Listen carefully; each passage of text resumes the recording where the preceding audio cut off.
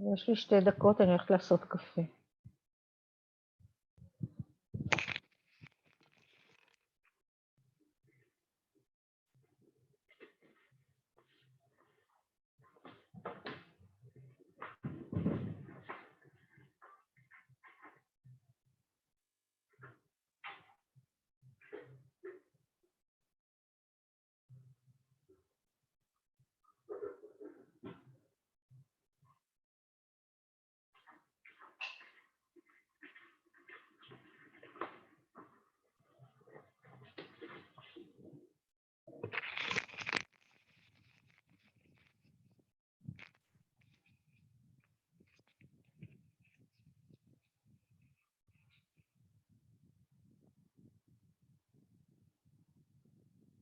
היי צליל. היי.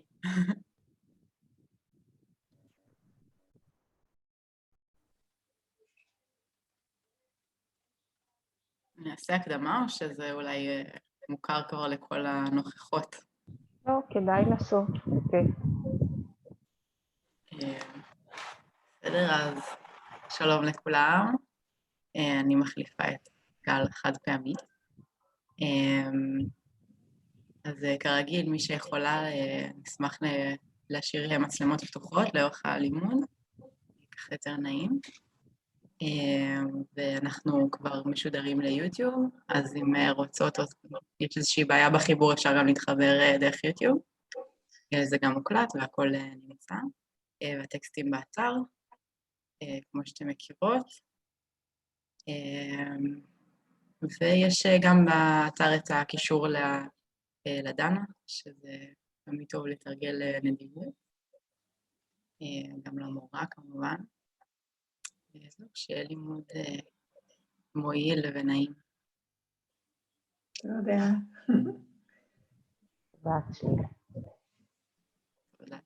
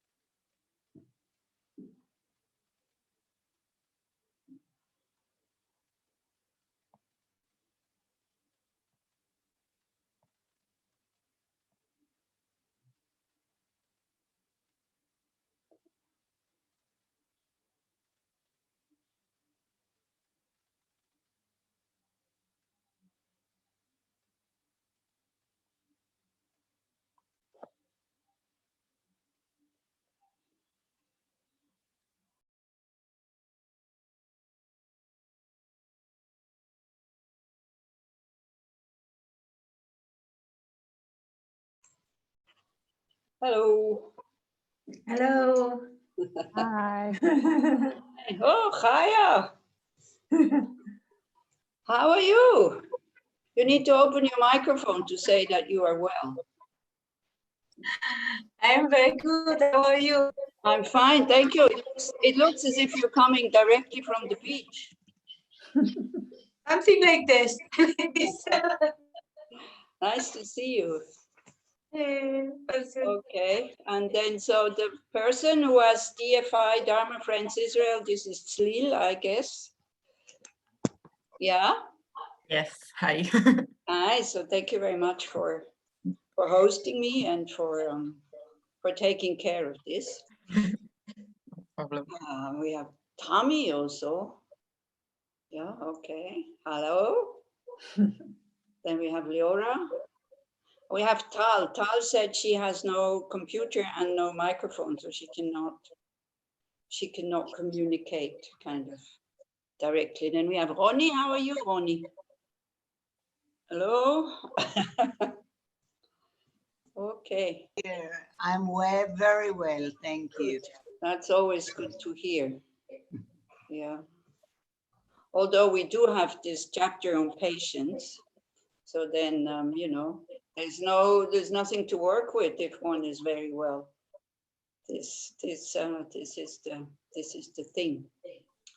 Okay. Not to worry, plenty. Not to worry, plenty. Okay. Good. How is the weather there? How is the weather in Israel? very nice. Getting Getting hot, not yet totally humid, Uh-huh. so survival is still possible. Okay. No, it's perfect. It's perfect. Yeah, this is it. This is what we will be talking about in the next verse.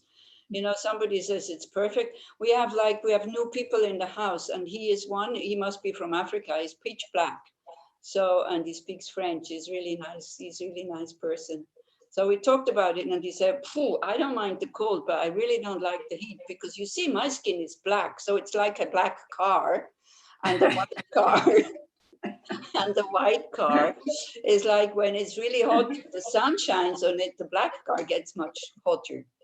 So there's somebody who doesn't have any hang-ups about his black skin. It's really nice to, it's really nice to see. I mean, he describes himself as a black person, so it's like, yeah, very nice. Okay, so shall we start then in that case, I guess?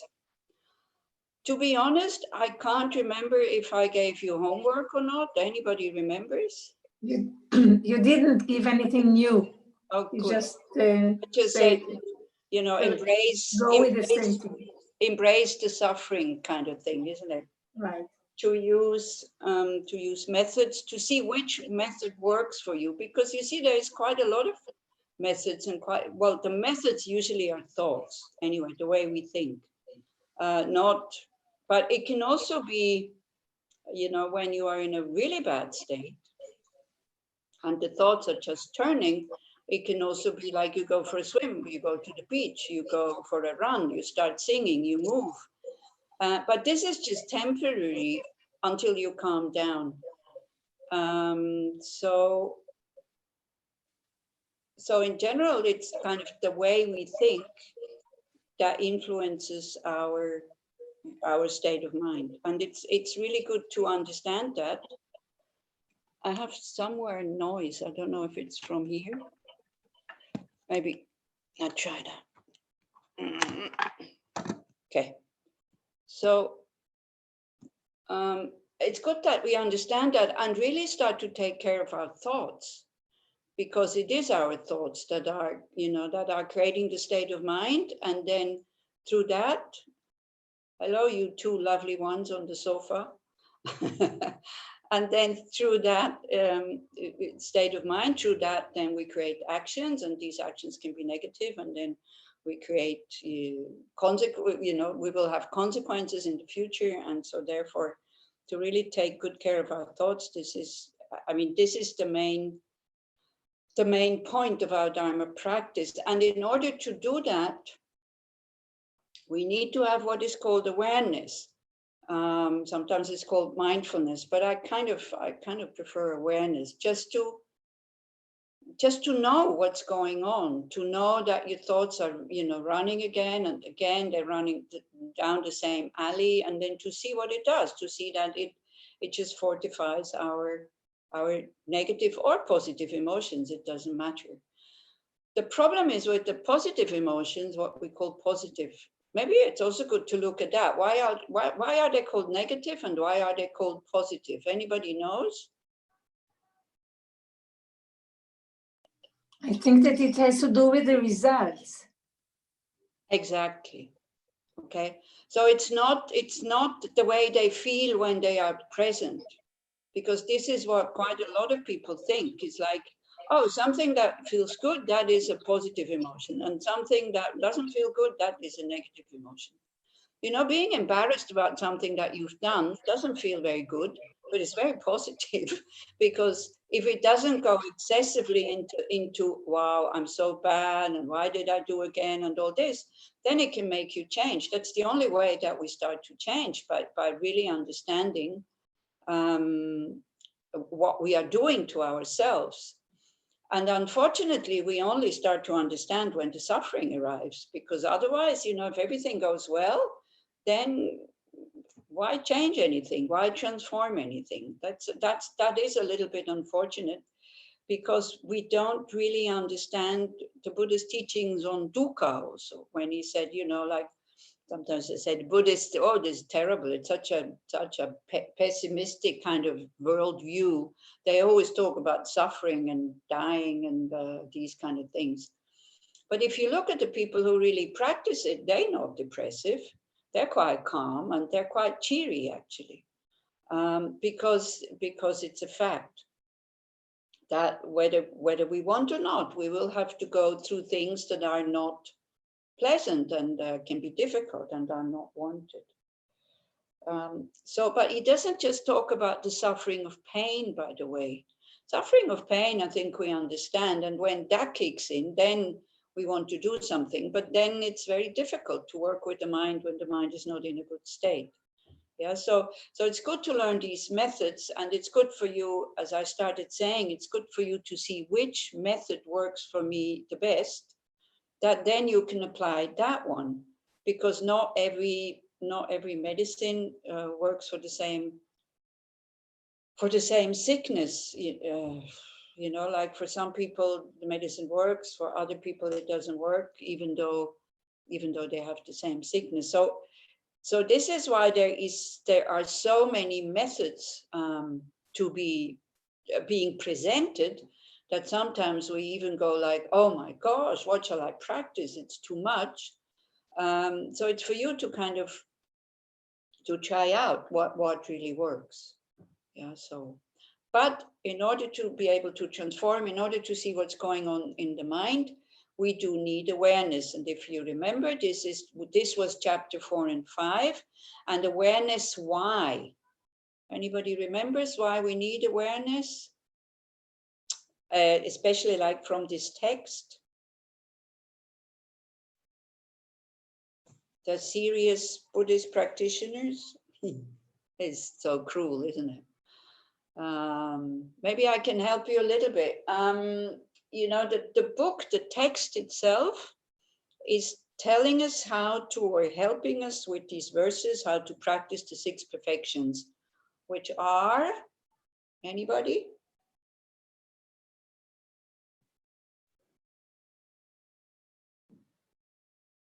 Yeah, anybody who just knows. It doesn't matter whether you're an old student or a young student, or you don't know, you can guess also, it's okay, you know, and it's not to give, it's not generosity and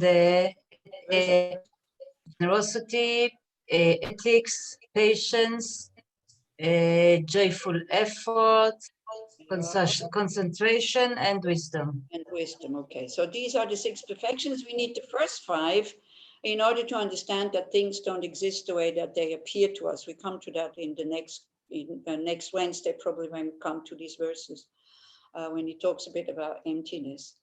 So generosity is is mentioned in number 1 and 2, and not 1, no, but is number 2, where he does all these offerings, and then in number 10, chapter 10, like the whole text has 10 chapters. And ethical conduct comes especially then in 4 and especially in 5. That's where it says, if you want to practice ethical conduct, and it's not the ethical conduct that we usually know. It's not good enough for somebody who wants to attain enlightenment. It's good as a basis, like this wish not to harm anybody through our negative actions. That is the basis. But then in this text where it talks about people who want to attain full awakening, it talks about the ethics of a bodhisattva who are, I mean, not wanting to harm anybody. This should already be quite clear. In a way, so clear as it is to us that we don't want to harm ourselves. Almost like an instinct. Like we have this instinct that we don't want to harm ourselves. We don't want suffering. Like 24 hours a day, not even for 1 second we want suffering.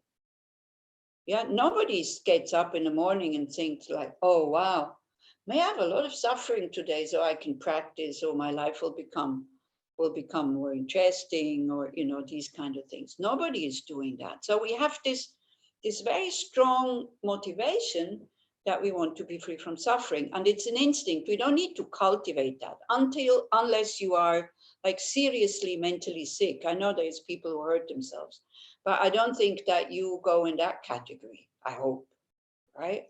We harm ourselves by not taking care of our thoughts and not taking care of our negative emotions. This is how we harm ourselves, but not like physically, like this. So the ethical conduct of a bodhisattva is that one is already clear, that you're not going to harm anybody because you think they deserve it. And you're also not thinking, oh, I'm going to harm them in order to teach them a lesson. Yeah, this is not what it means. But also, I guess Rami is not there, but also don't go to the extreme that you let everybody do what they want to do. If you can stop somebody from harming somebody else, by all means, please do that. But with consideration for the harmer, not just with consideration for the victim. That's very difficult. Yeah. So then the second one is that you, as the ethical conduct of a bodhisattva, you try to create a lot of positive energy so that then you can help others. Like already now, as unenlightened beings, we can help others by assisting them, by, if somebody gets lost, especially if it's somebody like me who doesn't speak Hebrew and can't read the signs and all these kind of things, that you would help, you help the poor, you help whoever needs help, like also again, in a very natural way, and but not obsessively, okay? If somebody doesn't want to be helped, then you don't need to interfere. As I'm saying, some of these things that are being said, you have to look at them in a maybe more deeper way, so that you don't become, it's not a, it's not a handbook what to do, because every situation is different and it all depends on your motivation. Yeah. So in chapter 4 and 5, before it comes to patience, he talks in length about being aware of your emotions, like how to generate positive emotions, what to do with negative emotions. And one very good advice, very simple to do, I don't know if anybody remembers it, that he says, if negative emotions come up like arrogance, anger, resentment, feeling hurt, blah, blah, blah, and all this, what do? Anybody remembers? Be like a log. Be like a piece of wood, or be like a log. Meaning, you don't have to freeze. But a log, whether you hack on it with an axe, or whether you kind of put, this when you put these gold leaves on statues, yeah, whether you kind of hack it to pieces with an axe, or whether you put gold leaves, a log would remain neutral.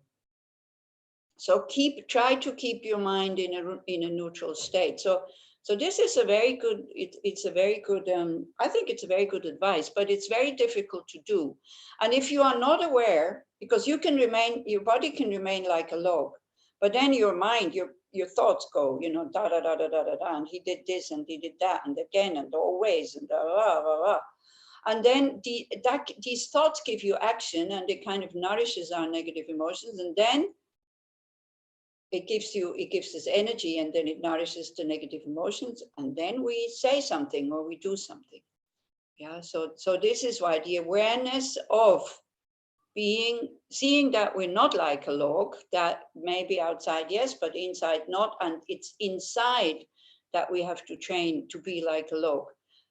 Not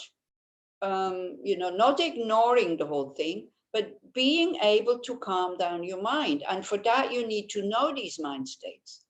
You need to know when you're angry. You need to know when you're relaxed also. And this is what I said with the positive emotions. The problem is that we don't notice them. And we actually don't notice how wonderful they feel, because we got so used to these negative emotions that we're almost attached to them. And then when we're totally open and relaxed, if you don't train in awareness, if you're not a practitioner, you think it becomes boring. Yeah, we don't even notice. Or anybody notices when you are not having negative emotions, and you go like, wow, how wonderful, I'm open. Yeah, Maya is nodding. So that's a good thing. So that's another good thing to notice, so that the mind itself starts to look for these states of, oh, wow, free from negative emotions. How wonderful. Because these are three very positive mental factors, which is non-attachment, non-aversion, and non-ignorance. And I remember I had a huge conversation once in Israel with somebody who said, oh, those are not good states of mind, because nothing is going to happen then. You know, it's like, how can you have a mind that has non-attachment, non-aversion, and non-ignorance? Well, it's a mind who sees things as they are and who is neutral. And neutral doesn't mean not interested. Neutral means like a very clear mirror, seeing exactly what is there. Yeah. Our mind is covered with like dust and dirt and oil and I don't know what, from lives and lives and lives and lives, and we still see something through that. Yeah, or something gets still reflected, but what gets reflected is not the truth.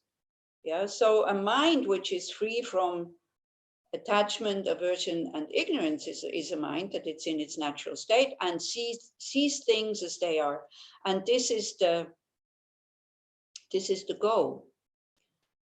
Yeah, and then so it doesn't mean that you don't have love or compassion for beings, but it's not this emotional love where you can't bear when somebody that you love is suffering or is being treated in a bad way, and then you get angry at these people who are treating that person like this, and you can't bear to see the suffering of somebody else, and you can't even go visit them anymore because it gets too heavy. Yeah. So this is why we need the awareness. So I would suggest we do, because it's training, I would suggest we do like, 5-10 minutes, and then a short reflection on your motivation, why you're here and why you're doing this. Because this is another very good way of shaping your day, by the way. When you wake up in the morning, in what kind of mind state are you usually?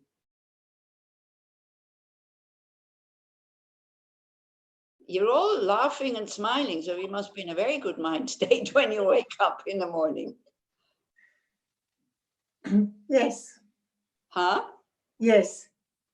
Yes, what? Yes. Yes, usually I get up in a good mood in the morning. Okay, so then that's fine. Then what would be your thought about this? You still set the motivation when you are, even though you're in a very good mood. May it be a good day. May I be of use to Exactly. others, and may I end this day feeling good, that it was worth it. That's very good. Everybody is like this? Because you see, if everybody's like Tommy, then we could stop and we can go to the beach, or we can go and have a cup of coffee somewhere, because then that's it. No. This would be the perfect way to start your day. And it's not so necessary when your mind is already in a good state actually to do that. Because then when your mind is in a good state, there is no wish to harm. Yeah, and very often we think that if there is, it's not, you know, we need to have a conscious wish to harm, but that wish to harm doesn't need to be conscious. It's a mind that is tight and doesn't feel well. And then harming others comes very, very easy, and not harming them in a big way, like going around killing people, although it happens. You know, people kill other people because they feel bad. We had in Austria a few years ago, somebody whose wife has left him with the 2 children, and he took his car and drove into the marketplace, and 22 or 23 people got killed.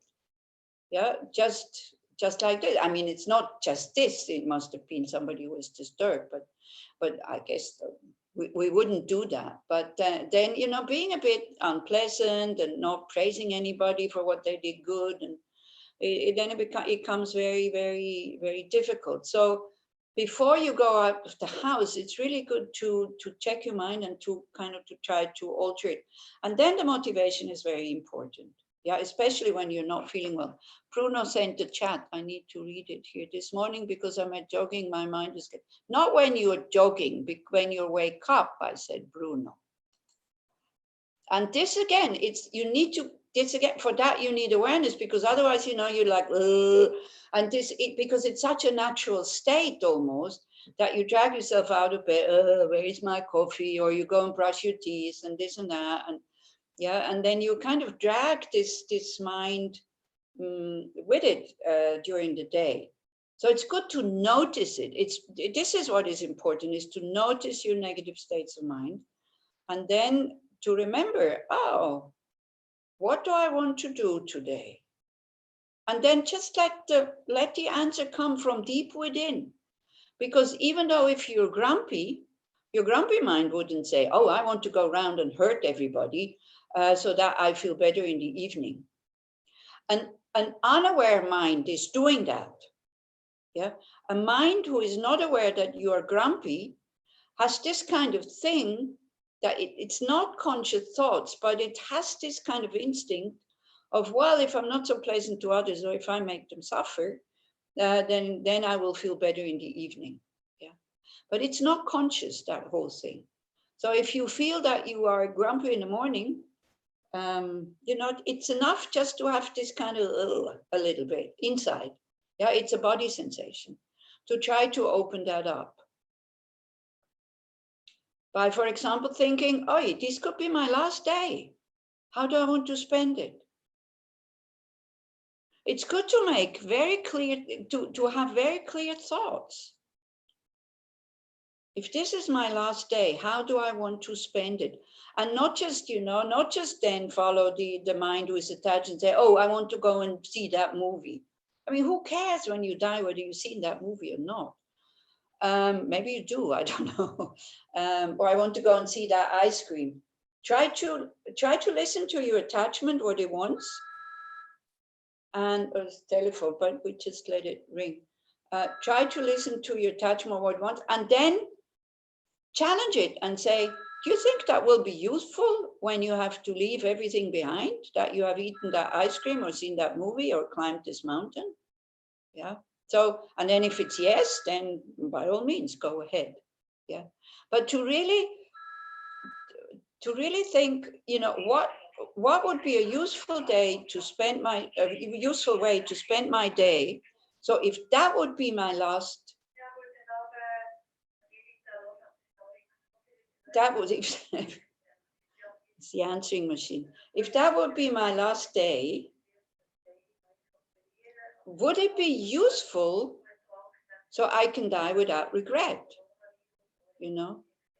So these are very, very useful thoughts in the morning. What would I have to regret now if I would die this evening, or if I would die this afternoon?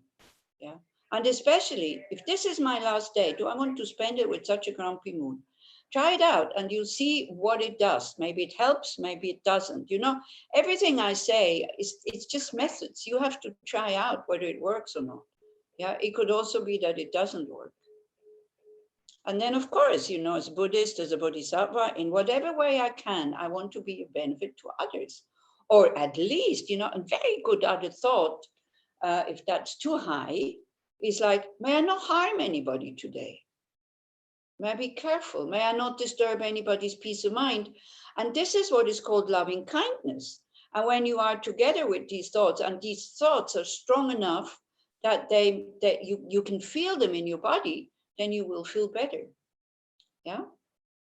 Okay. Do you have any questions to that?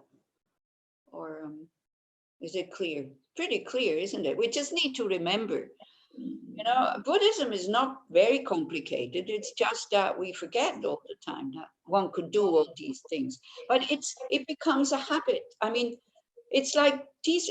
I always use the same example. How many of you get out of the house forgetting to brush your teeth? I mean, it can happen. It happened to me. But how many times does it happen? Maybe once in 3 years or something. How many times do we forget to generate a good motivation when we go out of the house? How many times do we really forget to, with this awareness, to check the state of your mind and see, how do I feel? And when you feel that, oh, I'm not feeling so well, not to rush out, but to try to do something to lighten up. How many times do we forget?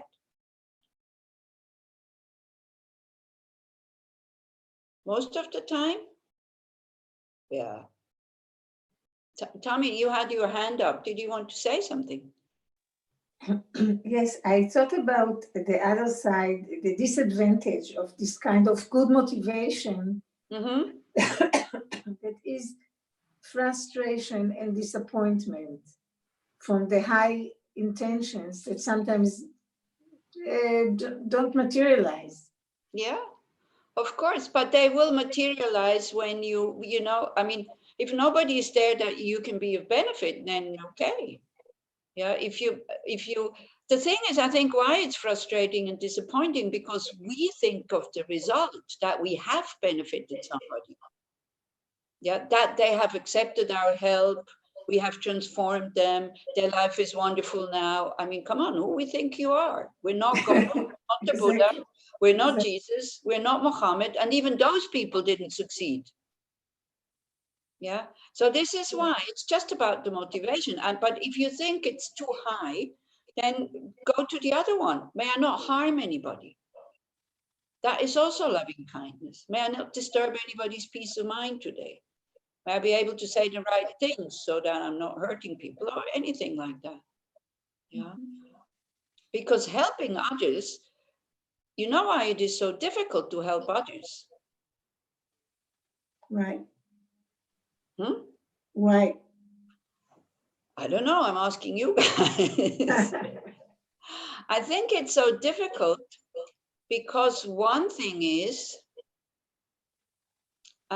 we want to help them in a way that they're happy ever after, isn't it? We want to solve the problem. Yeah, we want to solve their problems in a way so that they will never have problems anymore. Well, we're not even capable to do that for ourselves because we're in samsara. Yeah. So whatever we can do, then we do, and you know, not so much thinking about the result. And yeah, being a nun is a good thing, because that telephone was just about something like this, somebody who wanted help also, and it's always the same person. So you know, being a nun is a good thing. So people come, they ask me for help, and I do, and then the result is, yeah, maybe yes, maybe no, maybe good, maybe not so good. It's okay. This is all I can do. I can give them what I can tell them what I think would be good for them if they want to listen, and if not, then I let go in a way. You know, this whole thing about letting go of the results. This is, then we don't burn out also. Yeah, it's difficult to help others when we have so much problems and such a big ego. Yeah, because then you help because of your big ego. Then your big ego feels even more bigger because you're so fantastic and you're so good because you have helped, isn't it? But this is it. This is why we generate the motivation, because if we don't have the motivation, as I said, you know, a bodhisattva, not harming anybody in an instinctive way, kind of helping in an instinctive way. Where does it come from? From training. How do they train? With thoughts of loving kindness and compassion, and really knowing what love and compassion is, not this attached love. I love you because you're so good to me, or I love you because, I don't know, I love you because you make me feel good because I can help you, or things like that. Yeah, or I love you because you're my partner. Yeah, not this kind of love, because the other day we used an example, and I said, you know, you can tell somebody, oh, you're an idiot, but you know, despite of that, I like you. Or you can also say, oh, you're an idiot, and this is why I like you. And the people I said it to, they didn't understand what I meant. You know, they said, how can you like somebody who is an idiot? So maybe the word like is not the right word, but having good thoughts about this person, not wanting this person to suffer. Yeah. This you can have for an idiot or for a very intelligent person. And this is the goal, actually. The goal is to train in all these things. Like for all people, not just the ones who are easy to like, also the ones who are more difficult to like. Yeah. So you see, so Tommy, when you say it can be frustrating when you are not able to help, maybe then you have to be careful a little bit of how you phrase the whole thing. Because when you just say, a very good motivation is whoever sees me today, hears me, sees me, talks to me, thinks about me, talks about me, may be of benefit to them. That's much lighter. Yeah, then it doesn't already involve action. Yeah, but very often we act in a way as if we have bodhicitta, but we don't really have it. We still have this, as Bruno was saying very, very rightly, we still have this big ego that needs a result. So we need, like when we help somebody, we also want people to cooperate with us. You know, we want them to put effort into doing the things that we tell them to do and all these kinds of things. I mean, it's a bit manipulating. It's a bit demanding a lot. So if we let go of all this, then I think it can become easier. And don't forget, we're just into training. Yeah, we're not Buddhas yet. And even the Buddha didn't succeed in helping everybody. So yeah, even the Buddha had enemies. Even the Dalai Lama has enemies. So so that's okay. So let's train a little bit in awareness. Maybe 10 minutes, 15 minutes. Try to sit in a relaxed way, but with a straight back. Put some effort into your posture. Also, not to sit in a sluggish way.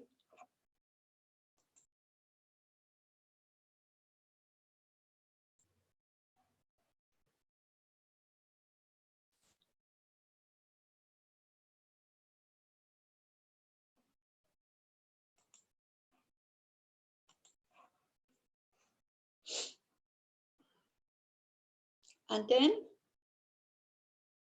you know, we connect to the body first to really come into the present, because the body is always in the present, cannot be in the future nor in the past. It's a very good way to be present, because life is only happening in the present. And we're so lost in thoughts most of the time. And then our nervous system actually goes crazy.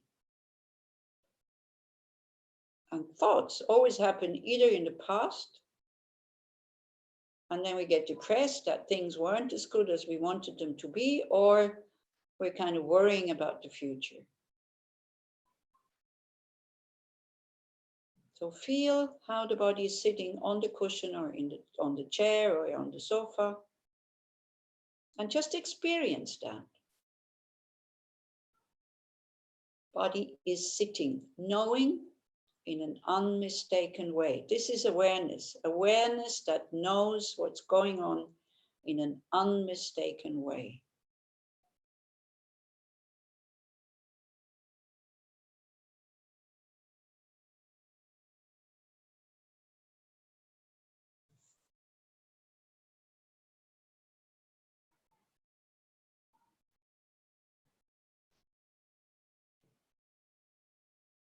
And then in order to relax even further, because if the mind is not relaxed, it cannot become stable. If it's not stable, it will not become clear. So you can use your breath for that. I'm sure you all know this method. Either you imagine breathing with your whole body. That's very simple and very quick to relax because you give more space. The tensions dissolve because they have more space.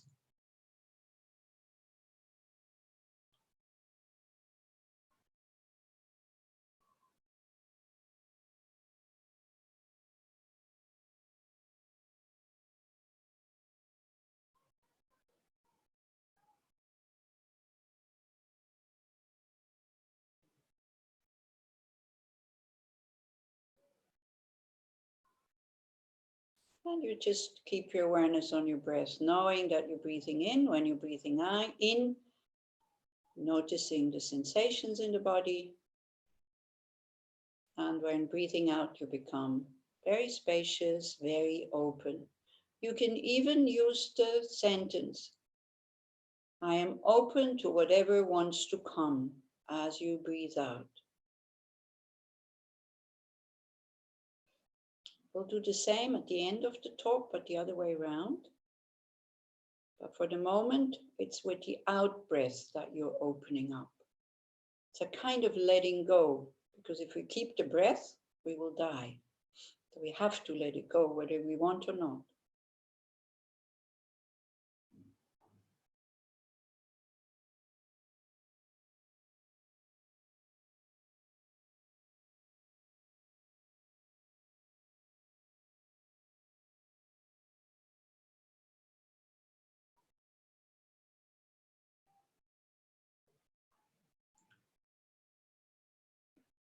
If you always use the same thought in your awareness meditation, it is not considered thinking because it's not a train of thoughts.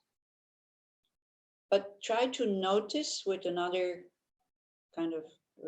part of your awareness what is happening when with each out breath you say, I'm open to whatever wants to come. Don't judge it, don't manipulate anything. Just notice it, because that thought will help you not to go into thinking. And you notice what happens.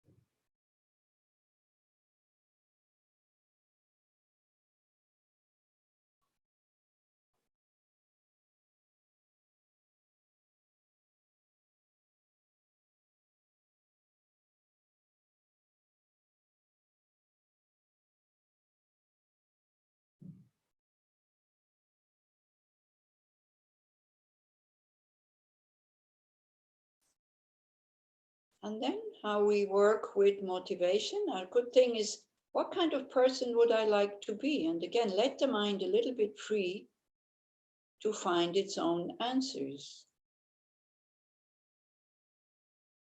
What kind of qualities would I like to have?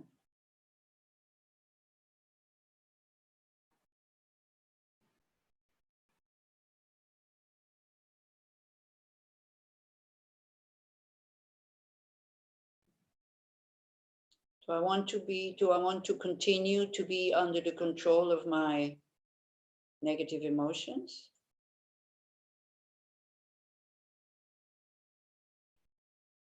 Do I want to go through life grumpy, discontent, frightened of everything?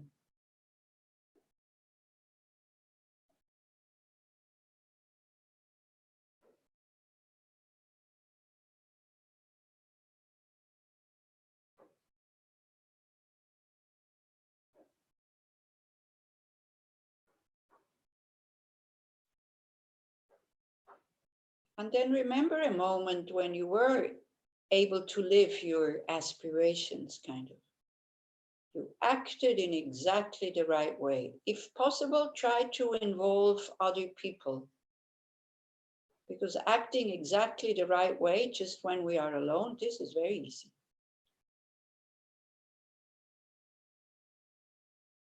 And then again, just notice what is happening.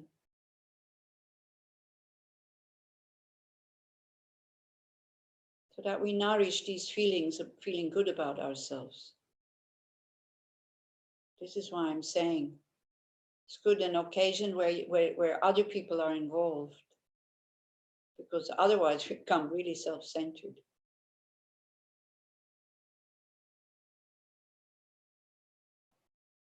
And then we notice that actually the happiness comes from connecting with other people.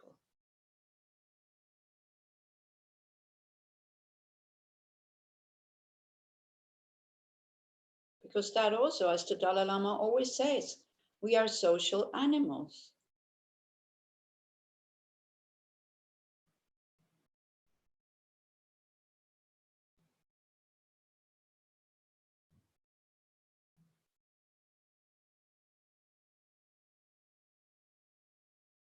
So maybe try to find something, as Tommy said, you know, like you were, maybe the result was not so good, but it doesn't matter.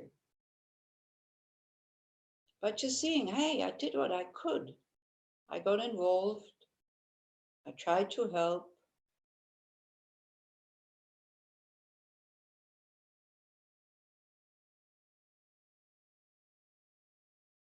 And to feel that the intention of wanting to be of benefit, that already gives us quite a lot of space if we're not worried about the result.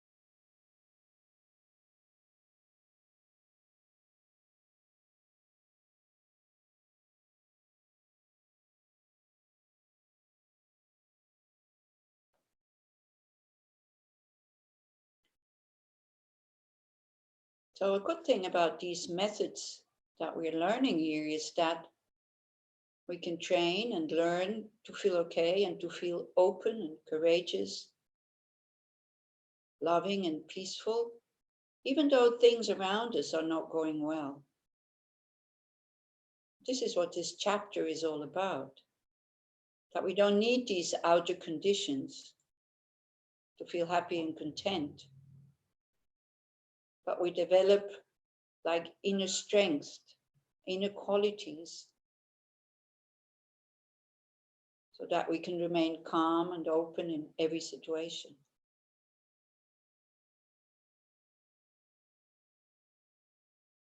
And that we act with intelligence, wisdom, love, and compassion, and not with anger and aggression, aversion, attachment, desire.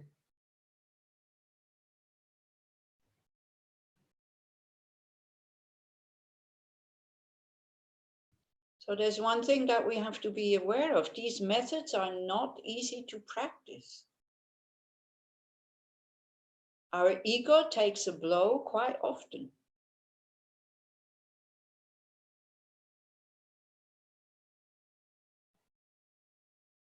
So please don't underestimate that kind of work.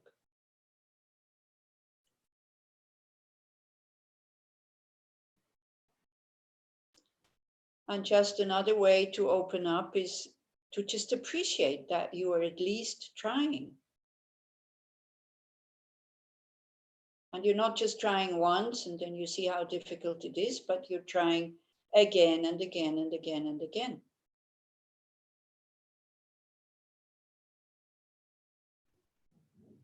So we appreciate our interest for these methods. We appreciate that these methods are available to us.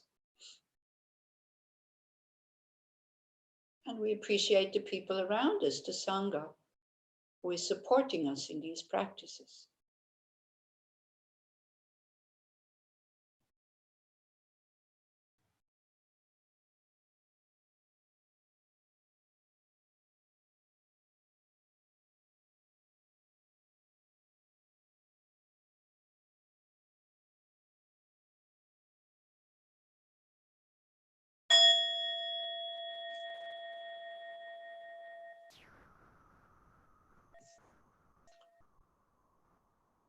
Okay. Okay, so everything okay? Or do you have questions or comments with this?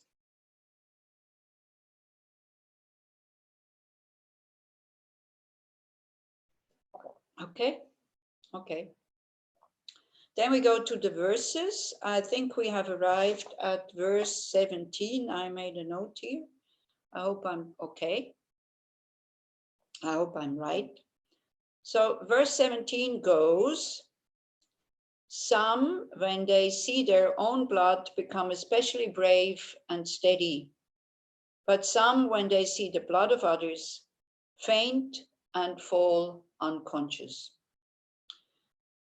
So basically what it means is that it depends on the mind, because blood is blood. I mean, it is very polite here, because it can also be some when they see their own caca or when they see their own vomit, it's quite okay. And when they see the caca or the vomit of somebody else, it's definitely not okay. And they go like, ooh, yeah.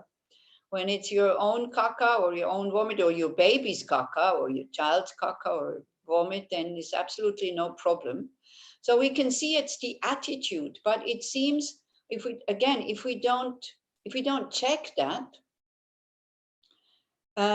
it seems that it's natural that to react in these different ways, but it's just an attitude. Let's say if I am, I don't know, if you're wearing like your newest dress and you go and visit somebody who just had a baby and you want to go to a party afterwards, right?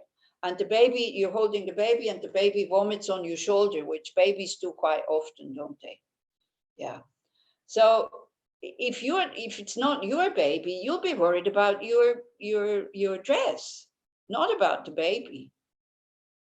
Most probably. I mean, yes, you will be worried about the baby, but you will also be worried about your dress.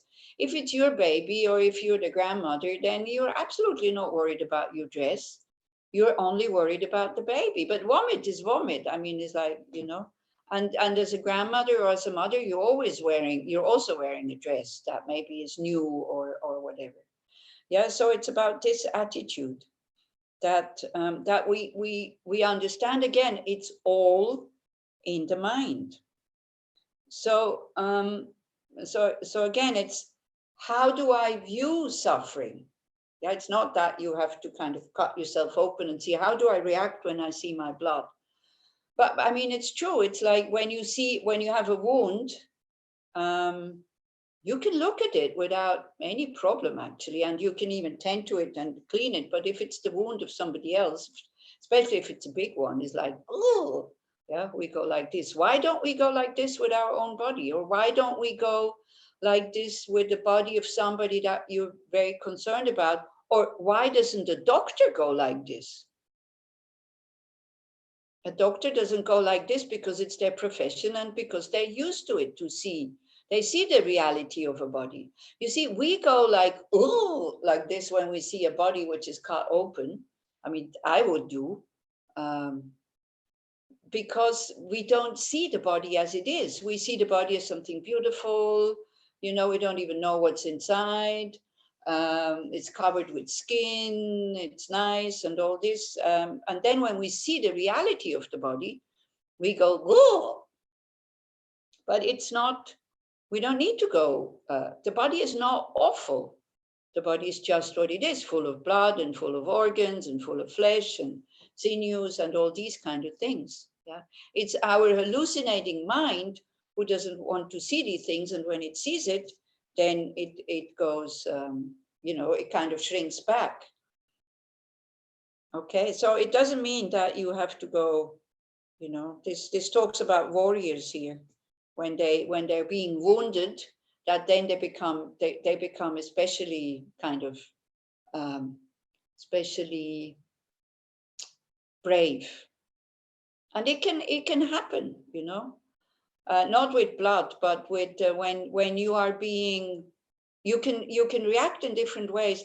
When somebody hurts you, I just talked about this morning, because we are still doing these mantra recitations every morning. By the way, we're only doing them until the end of the month, because then I have like a Tara retreat and I have other things to do in July, so I won't have time anymore. So I was saying, you know, when I was at school, our singing teacher, he told me to sing quiet because I couldn't sing. My voice was not nice enough. So I was saying, gosh, if he would know that I'm leading people in doing pujas these days, you know, that he would really fall off his chair. Or the French teacher told me when I said I was going to the French part of Switzerland, he said, well, what's the point? It's total waste of time. You'll never learn it. You know, so but the singing teacher, I kind of liked him. We were teenagers. We were all in love with him, the girls. But the French teacher, I didn't like him at all. So when the French teacher said it, it kind of woke up something in me that was kind of, I'll show you, you know. But it could also totally discourage you. You know, to say like, oh yeah, well, he's probably right. I better not go, it's total waste of time. And I never went back to talk to him in French. So, because I do speak French quite well. I mean, I give courses in French. So, so I didn't have to go and prove it to him. It doesn't give me a feeling of triumph, but this kind of thing, it can either totally destroy you or it can build you up. So on whom does it depend? On you or on the person who says it?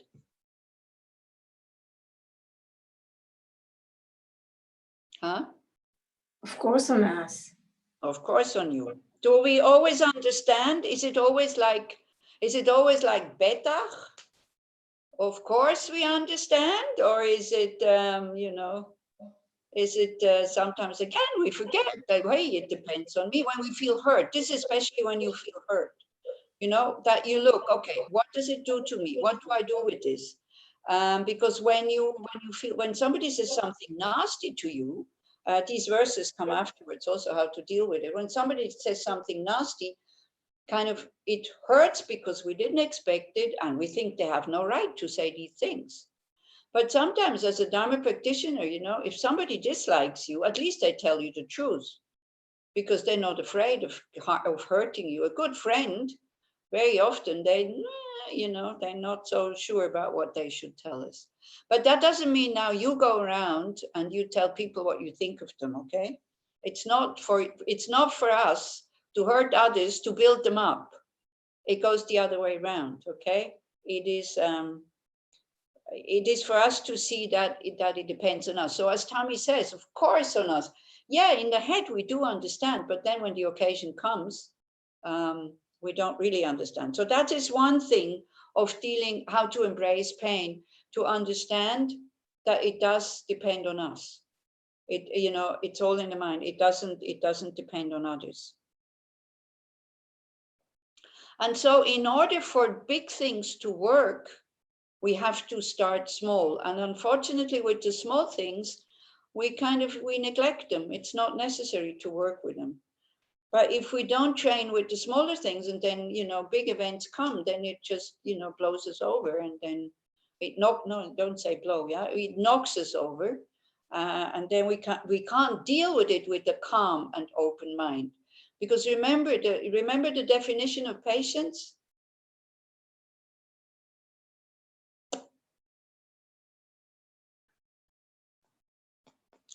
A mind who at all costs does not want to harm. It's not a mind kind of freezing. That, you know, patience is not the piece of log or the piece of wood. That was in order to practice ethical conduct. That was when we started practicing awareness.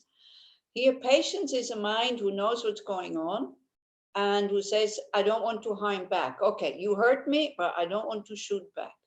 And also not harming yourself by complaining again and again and again and again and again and again. Okay? So here with these verses, we are still with the verses, how to deal with daily difficulties, you know, things that we cannot avoid. Yeah, we're not talking about the harm of others yet here. So then the goal is actually that we embrace suffering the same way that we embrace happiness. It doesn't mean that you have to chase happiness away. You can still embrace happiness, but the goal is that we embrace suffering the same way we embrace happiness. Do you think we are there already? I don't think so. Yeah. So that's why we practice. And this is why we have to practice with small things. But because we're a little bit arrogant and then we think, yeah, these small things, I don't need to deal with them because they disappear. They don't disappear. They go into the subconsciousness. And then they make layers and layers and layers and layers of little hurts that we're not taking apart. We're not seeing, hey, but, you know, I can work with this either by thinking about karma, either by thinking about the other person is unhappy. The other person will have to experience the same thing, or by thinking, it is my choice how to deal with this. Whether I see it as an encouragement and you know, as we said last time, actually the homework was still the same. Whatever difficult situation come, use it as an opportunity to practice. And the practice is what? The practice is to be able what's going on and what you want to think or what you're thinking and what you want to say. And then you don't say it. And you try to let go of your thoughts. You try to open up. You relax. It's really a shame that with other people, and especially with children, we always have the right words to calm them down. It's okay. I'm here. I'm listening. I know it's difficult. It will pass. You know, all these things. We say it very, very compassionately and very wisely to other people. Why can't we do this to ourselves? Because it also works if we do it, but it doesn't work if we don't do it. And if somebody else, when we are angry, has grown up with children, sometimes it really calms them down. Grown-ups, it doesn't calm them down. Why do you think it doesn't calm down grown-ups when we think, oh, it's okay, it will pass? It's true, it will pass. Why doesn't it calm them down? It actually makes them more angry. Why do you think so? Have you ever reacted like this when you came with a complaint about something? And then so the person said, oh, don't worry, it will pass. I think it disturbs our emotion, like, because we're very happy to take pity in ourselves. Yeah. And then when somebody reminds you that it's not so bad and Yeah. gives you a little perspective, sometimes, I don't know, I get really childish and I'm like, don't try to cheer me up. I'm trying to be angry right now. Yeah, exactly. Yeah, this is what it is. We are attached to these negative emotions and we are special. This is it. You know, when you're always well, that's it. You know, this is why I said to Tommy, when Tommy said, oh, I'm really well, then I said, well, we can stop the lesson. Then no need. Now, it's like you also, somebody asks, how are you? You say, oh, I'm okay. Conversation finished. So what are you going to talk about? Yeah. So that's one thing. And also we think that they don't understand what we are going through. Yeah. We feel kind of hurt that they're not acknowledging how much we are suffering. And why we are able to say these things that are very true and would be very helpful if the other person would just listen is because we have, as you say, we have different perspective. Yeah, when we say to somebody, okay, I know it's bad, but it will pass. It's like the problem is out here. I can see the whole of it. When it's my problem, it is here. and I see it far too big, and I can't see the end of it because I only see a small part of my hand. Yeah. So this is why it works for children, because they're not so, so conditioned yet sometimes. And also with children, we can just hold them. They just let us hold them, and they feel the concern and they feel the love. Okay. So again, when you are not well, well, one thing is if somebody asks you, how are you? Then you have to be aware they will give you an advice what to do so that you are better. This is such a very human reaction. And there is a very, very nice clip from Brené Brown about empathy. Yeah. We will, if we have time, maybe I will show it to you. You can give me the screen sharing and I will show it to you what it is and what it is not. Because compassion, we don't really know what empathy is. We always think we have to help actively, yeah? Whereas first we just have to create some empathy where we start to understand what the other person really feels, or at least try. Like now with racism and all this, is all these discussions that, I would maybe say, but I'm not saying it because I know it's not the same. I would say I also get discriminated because I walk around in robes, especially in Switzerland, not so much in Israel, but in Switzerland, people kind of look at me in a funny way, make like negative remarks and all these kinds of things.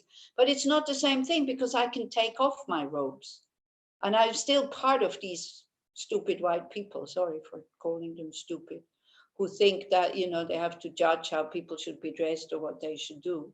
Yeah, so we don't know what it means. If you have never been, and maybe you as Jewish people, yes, you have some feeling how it feels to be a certain race or a certain religion, and just because of that being discriminated. You know better than all the rest of us white people, yeah, because you also have gone through the same thing. Yeah, but still, our reaction to this when it happens, it still kind of totally depends on our mind. Yeah. How did I get to racism? I can't remember. Anybody remembers? Yeah, I see you're just distracted as I am. I tell you, my short-term memory is really going off. I said we have to start with small things so that when the big things then happen, we can. Okay, let's go to the next verse. This is clear, yeah? Like verse 17, he just wants to show blood is blood, caca is caca, vomit is vomit, discrimination is discrimination. How you react to it, it's totally different. As we said at the beginning also, remember, Tommy said weather is perfect. Ronnie said, oh, just about going to not being perfect, not perfect, but not bad yet. So we all have these opinions, and it really depends on our opinion, then what we make out of the situation. Okay? So verse 18, these reactions come from the mind, being either steady or timid. Therefore, I should disregard harms caused to me and not be affected by suffering. This is a very dangerous statement here, especially for beginners. If somebody doesn't know the whole of the Buddhist path, this is not, then it again is like, okay, let everybody walk over me and let them discriminate me, let them harm me, let them do whatever they want. I'm having here the translation of René Feusi, because he retranslated the whole thing, made it a bit milder, but I see he actually made it worse, because here it says, and should not be affected by suffering. I should disregard harms caused to me. And he translated it, how I experience things depends on my state of mind, whether resolute or cowardly. Therefore, I'll ignore all harm and suffering. I don't think you should ignore your suffering. I think you should understand where it comes from, okay? And I think you should understand that the suffering you cannot change, because if you have the suffering is a consequence of a negative action from the past, either in this life or in past lives. So we call it karma. I prefer to call it action. So because karma, people don't know. It's from a negative action from the past. So that is a consequence. This we cannot change, okay? Because it's ripening and it's ripening to suffering. But we can transform, or we have some kind of choice over the reaction to it. Yeah. So so when we understand this, like our reactions to the world are based on many, many factors: history, personality, characteristics. And the point is that we take these relative reactions not as absolute truth. Whatever happens to us, it is not absolute truth. Yeah, it has many, many factors. The other person being ignorant, you know, the other person suffering themselves. I mean, somebody who is a racist and who kind of judges somebody because of just of their skin color. I am sorry, this person is not a happy person in my eyes. Yeah, and is not very educated also. But we see it as that. Yeah, so to see how complicated, how complex, you say complex in English? Is that an English word? Complex, like many aspects. How complex, you know, my mind is, my state of mind, my present situation, which changes moment by moment by moment by moment, but we make it permanent. Yeah, we have a permanent me who always gets harmed by the same person in the same nasty way. Yeah, and we forget that sometimes they're actually quite nice. Yeah, but when the closed mind is there, you know, we're not seeing that actually the real harm, especially if it's words, is not coming from that side, but it's coming here. It's in here. I let myself be harmed. Now again, do please not turn this around and, you know, tell anybody just what you want to tell them, and then say, well, it's your choice to feel hurt or not. This is what Anirita said, or Losang. You know, don't go around doing these things. It is for us to understand things. Of course, racism is not okay. Of course, anti-Semitism is not okay. Yeah, that's not what is being said here. And you should not ignore it. But also, for example, if I would have to go somewhere where I know that if I go in my robes, people will throw stones at me, I would not go in my robes. I don't need to provoke these things, okay? And I would not go in my robes, and this is now where the mind is a little bit broader, not just to protect myself, but also to protect the other so he doesn't create more negative karma. Yeah, this is where the compassion for the aggressor comes in. And that actually can be genuine, you know, because with the neighbors we have here in Switzerland around us, I was especially kind to the ones who were nasty to us, because I didn't want them to be unhappy because I'm walking around in robes. Yeah, so it was out of consideration for them. No, it wasn't me, because if somebody spits at me, if somebody tells me I'm, you know, belong to a sect or whatever, for me, I got used to it. I had to learn it being here in Switzerland, and I had to learn it so I can walk around in robes and still be happy. I had to learn to allow everybody to tell me whatever they want to tell me, and it is possible. But that doesn't mean that all the Black people now should learn to kind of to do these things, because they're not Buddhists, they're not practitioners. This is for a practitioner to practice. Yeah. Do you understand what I mean, or do you have some comments on that? Yes, I do have a comment. Yes, please. Because it's important that we discuss this. This is why I'm always asking you, is it okay? Because we need to discuss these things. It's so important because it can be understood totally in the wrong way. Yes, Tanya.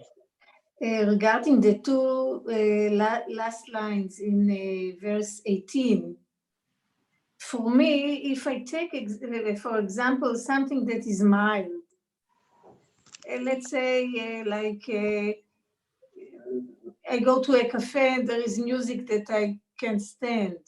Yeah.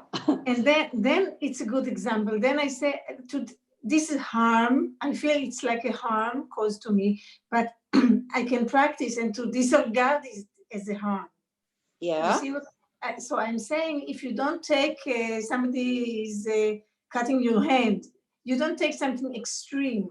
Yes. But you take examples from your life. At least I do, because I'm not so advanced. So I take example that, you know, that I can say, so for me, this is suffering, this terrible music, but I try not to let it affect me. This suffering, not to let it. How do you do that?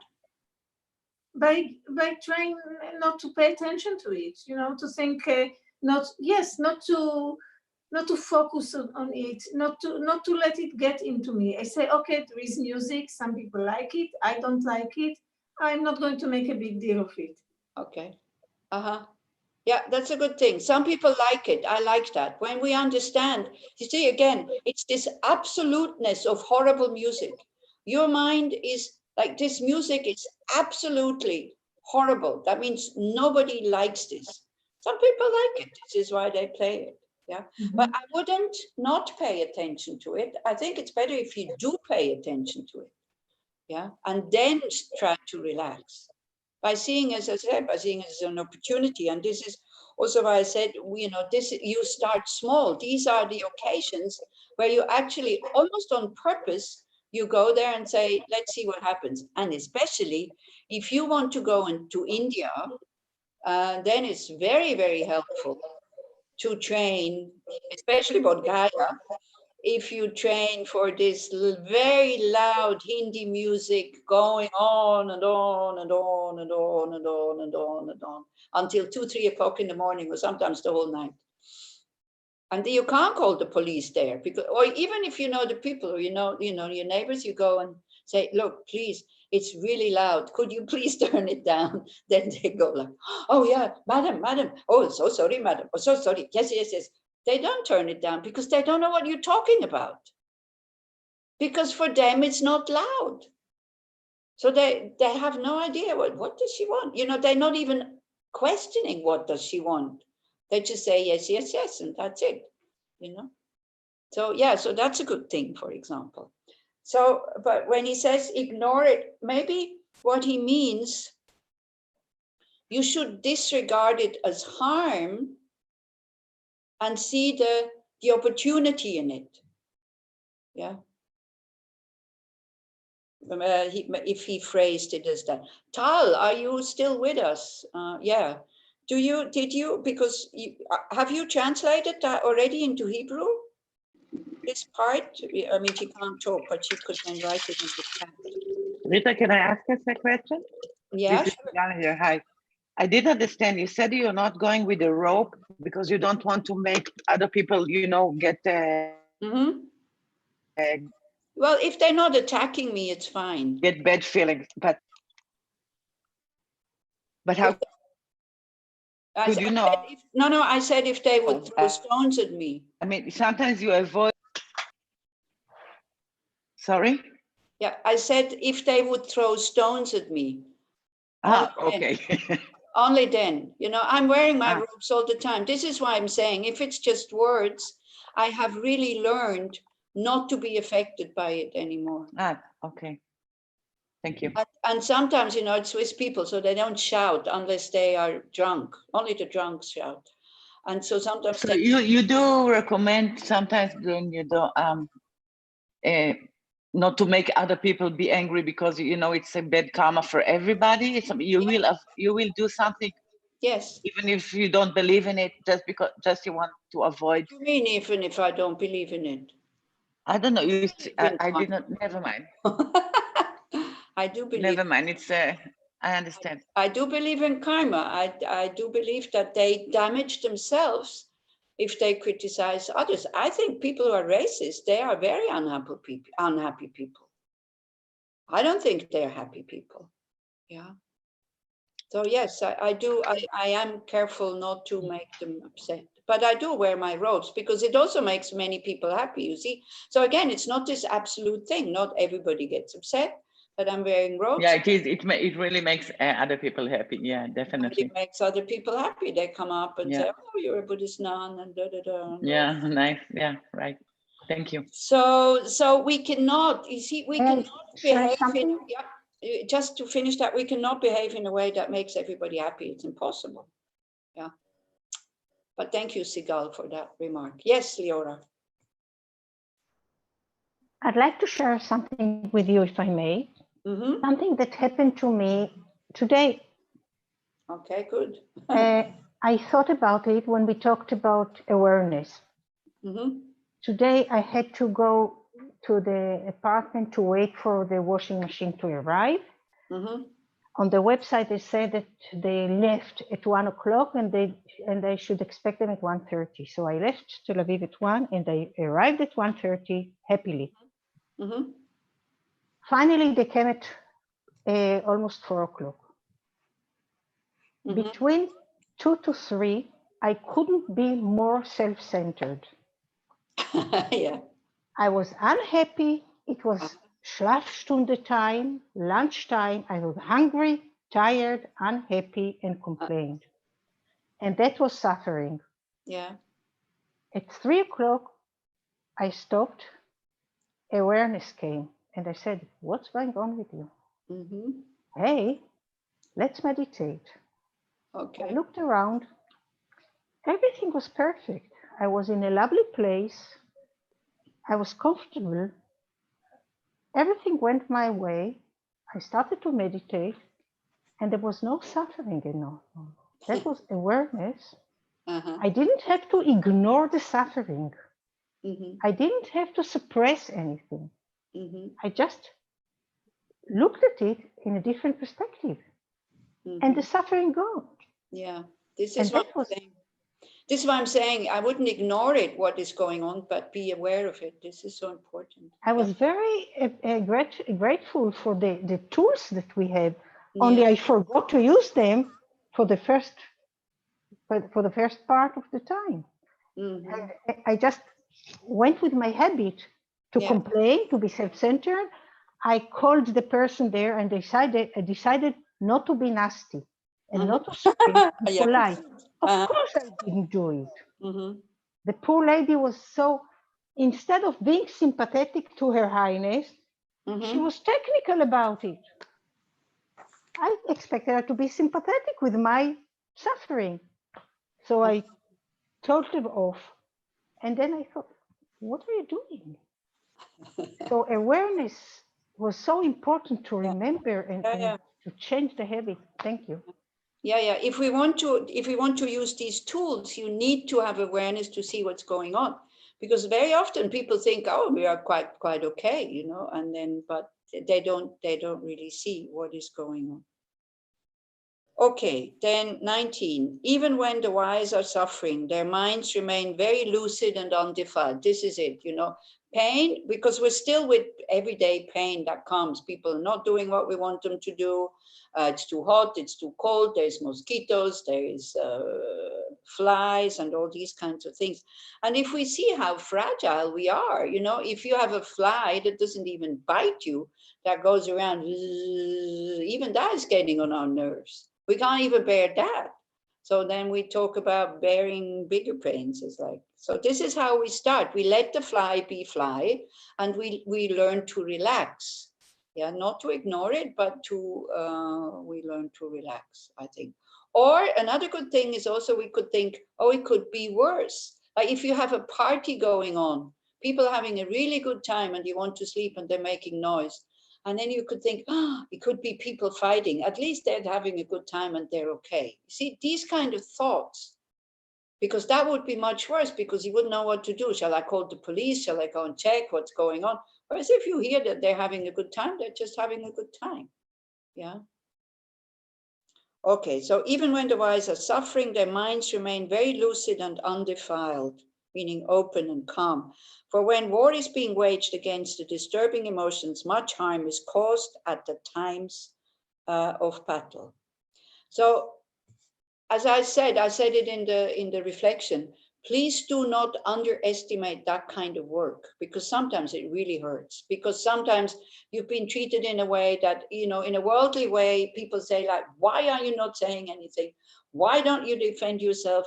Why, you know, and you want to say something. And as Leora just said, you want to be nasty and you want to tell that other person how much they hurt you, and not saying anything, it hurts. It's unpleasant. I'm sorry to say. I don't know if anybody noticed it. You know, practicing patience and not harming back and waiting until you have calmed down is not easy.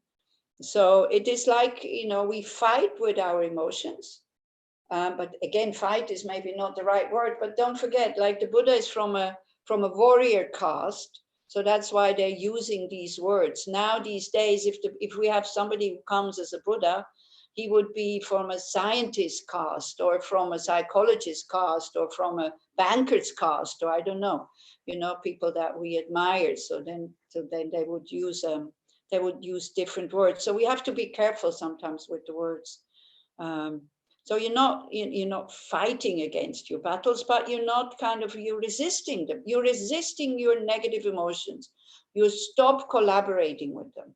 You know, you feel that they're coming up, and they will come up for a long time, you know, because you know how emotions arise. There is a seed, like an emotion before. When that seed comes together with the object, then the negative emotion arises, but we can be careful not to create more seeds.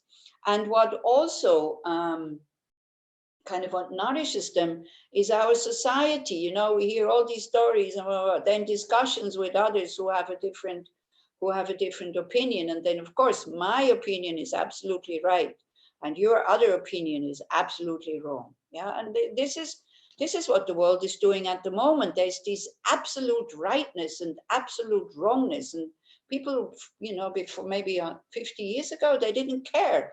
All of a sudden, they start to go to the streets and shout and scream and be for them and against them, and I mean, it's terrible. It's really terrible.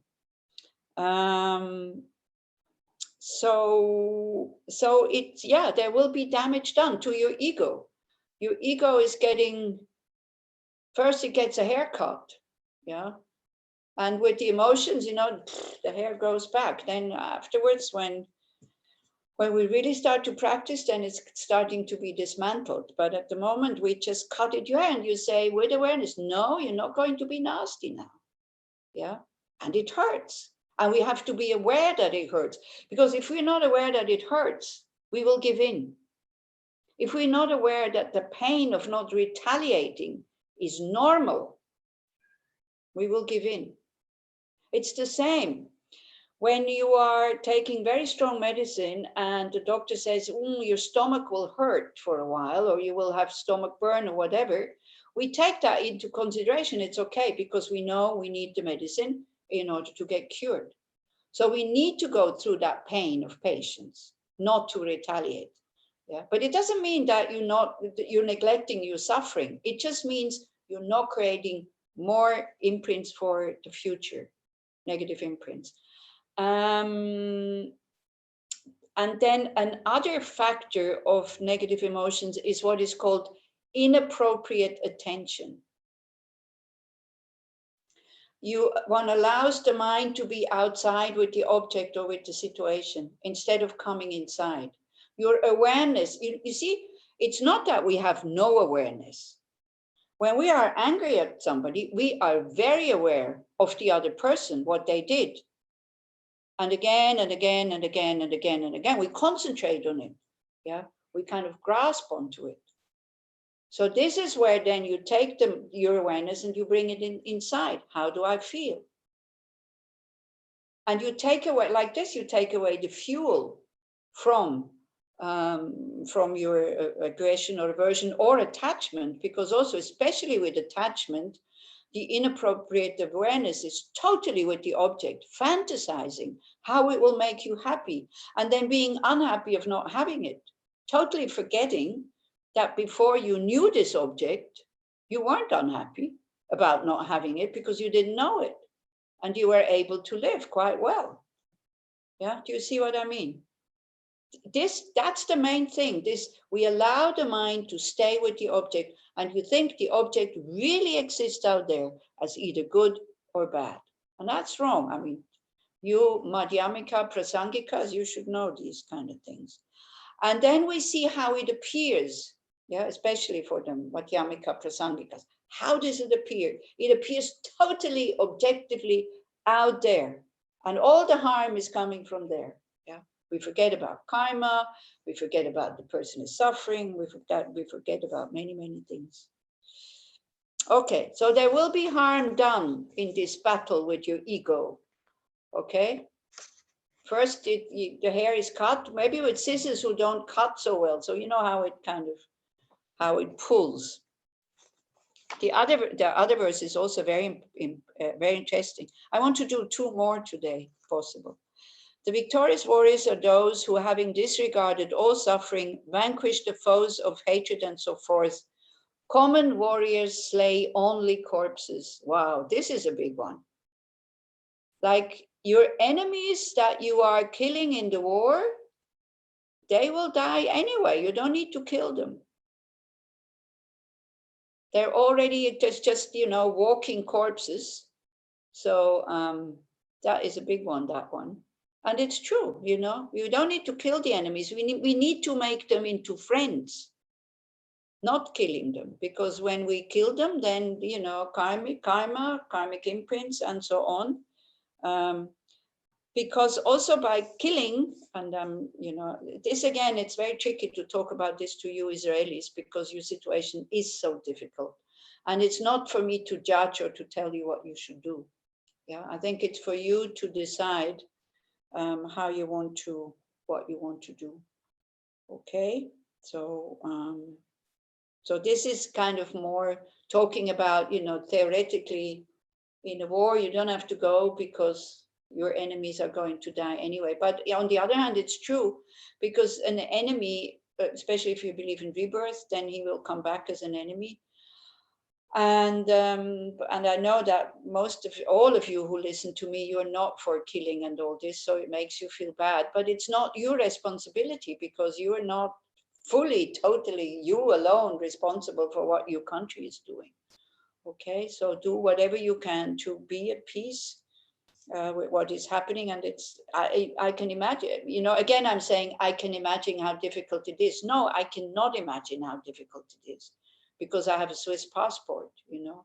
But slowly, the Swiss dirt is coming out, and I'm really happy about this also. You know, we're not just the ones with the white vest, because also we didn't have any slaves and we didn't have any colonies, but we have bankers who worked with slaves and in the colonies and made a lot of money. So it's good that it's really being pulled out now also. We're not as innocent as many people think that they are. So it's quite good. But again, you know, I didn't live at that time, so it's like, don't make me responsible for it.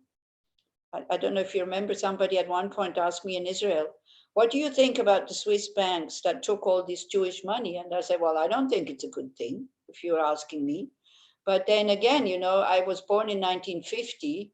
The war was 39 to 45, and I wasn't born then. So why are you asking, you know, what do you want me? I don't think it's a good thing, and that's it. So then also we don't have to go into conflict, because I really don't think it's a good thing, even though Swiss people benefited from it, of course.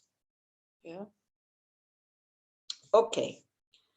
So number 20, we had that. So the thing is with killing, kind of like the aggression increases, because you need to be aggressive in order to be able to kill. Otherwise you can't kill. Yeah, this is what is being said. So the greatest heroes are not those who fight out of hate, caught up in prejudices of right or wrong, but those who patiently face the hardships to overcome aggression, prejudice, and war. But in an intelligent way. I don't even want to say in a peaceful way, but in an intelligent way. Because if you make an enemy a friend, then you will be protected. But I'm not talking about the situation in Israel, okay? I'm talking about neighbors. Like, not the neighbors in, you see what I'm trying to say here? Yeah, I don't want to go into politics, because it's like, If I would know what to do, I tell you, I would get the Nobel Peace Prize. But I don't know what to do also in this situation. So nobody deserves more respect than someone brave enough to give up the escalation of the kleshas. It takes courage to wake up. Here we are shown a positive view of the suffering, yeah, that it makes us wake up. And then we have 21, the last one for this evening is, furthermore, suffering has good qualities. And now this is important to see also, yeah. Through being disheartened with it, arrogance is dispelled. This is a good one, because when we suffer, we're not arrogant. We only become arrogant when we're really well. Very intelligent, very well, very beautiful, very rich, blah, blah, all this, yeah.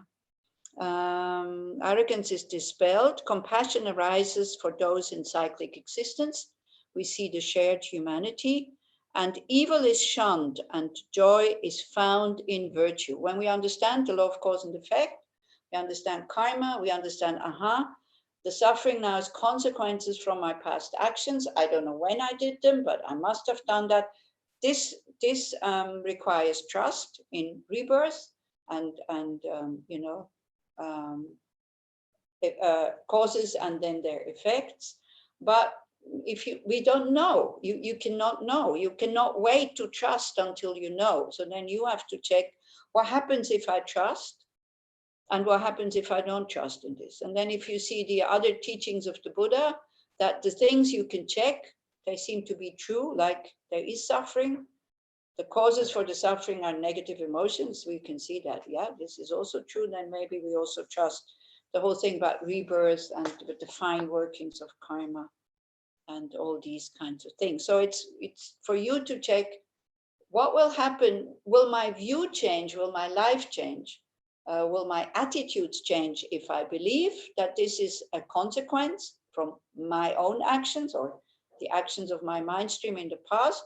Or will it make it worse? Or what will happen? Yeah, and if it makes it worse, if you start to believe that, then you need to go and talk to a Buddhist, because then you have the Christian view, I deserve to suffer because I was bad in the past. Yeah, that's not the right view. The right view is not punishment. The right view is consequence. Because if you talk about suffering as a punishment, you need a punisher. You need somebody that punishes you. In Buddhism, there is nobody who has the power to punish you. Yeah, these are just consequences from past negative actions. The good thing about suffering that, it creates empathy for others who are in the same spot or in the same place, as long as we are not totally obsessed with our own suffering. That can be an unexpected blessing that grief can bring. How many of you have been to hospital? Like, for days, for a few days, yeah? When you see the people in the same room and you see that they're suffering much more than you do or have the same thing, it really helps you because we have empathy.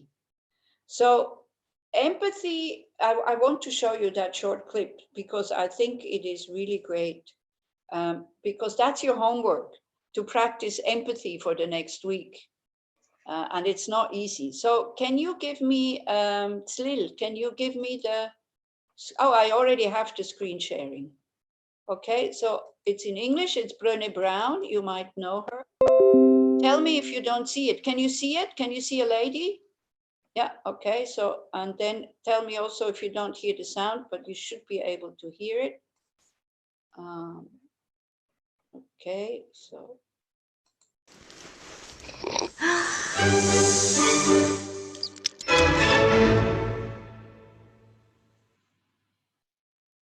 So what is empathy, and why is it very different than sympathy? Empathy fuels connection. Sympathy drives disconnection. Empathy, it's very interesting. Teresa Wiseman is a nursing scholar who studied professions, very diverse professions where empathy is relevant, and came up with 4 qualities of empathy: perspective taking, the ability to take the perspective of another person or recognize their perspective as their truth, staying out of judgment, not easy when you enjoy it as much as most of us do, recognizing emotion in other people and then communicating that. Empathy is feeling with people. And to me, I always think of empathy as this kind of sacred space when someone's kind of in a deep hole and they shout out from the bottom and they say, I'm stuck, it's dark, I'm overwhelmed. And then we look and we say, hey, you can climb down. I know what it's like down here, and you're not alone. Sympathy is, ooh, it's bad, no. You want a sandwich? Empathy is a choice, and it's a vulnerable choice, because in order to connect with you, I have to connect with something in myself that knows that feeling. Rarely, if ever, does an empathic response begin with "at least." Yeah. And we do it all the time, because you know what? Someone just shared something with us that's incredibly painful, and we're trying to silver lining it. I don't think that's a verb, but I'm using it as one. We're trying to put the silver lining around it. So, I had a miscarriage. Oh, at least you know you can get pregnant. I think my marriage is falling apart. At least you have a marriage. John's getting kicked out of school. At least Sarah is an A student. But one of the things we do sometimes in the face of very difficult conversations is we try to make things better. If I share something with you that's very difficult, I'd rather you say, I don't even know what to say right now, I'm just so glad you told me. Because the truth is, rarely can a response make something better. What makes something better is connection.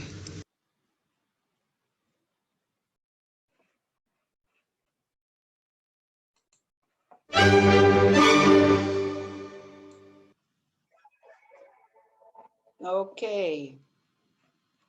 So what do you think?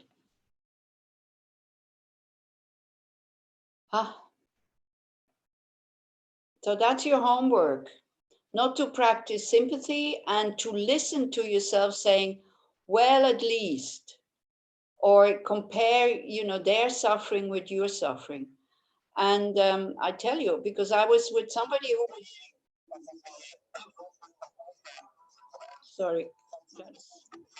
Oh, I need to go and, yeah, sorry.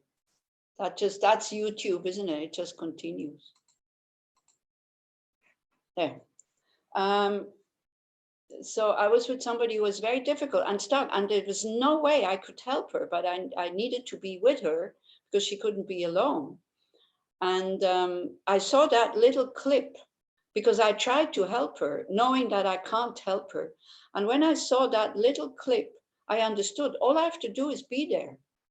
And it lightened up the whole thing. Because I was really there and I was really listening to her, and I was not trying to make her feel better because I knew that wouldn't work. And then, so of course, then I spent night there and everything. And in the morning she said, wow, your presence is so good for me. And I didn't do anything. I was just there. But I think it's the power of empathy that when we have the courage, not needing to make things better, but still be there. To accept, to embrace suffering, also the suffering of somebody else that we cannot help.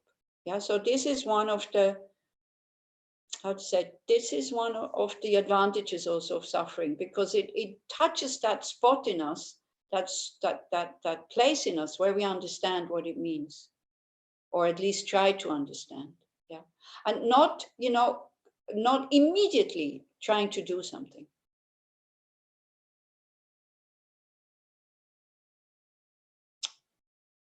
Do you have any comments?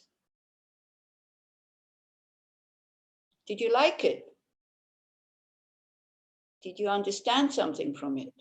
I think that for me at least, it needs more to run it again. And I mean, I can find it myself and look at it because it was very fast and I need Yeah, to... she talks very fast. That's true. Luckily, there were like also Yes, subtitles. but still, I feel that I need to hear it again and to think about it again. Yeah.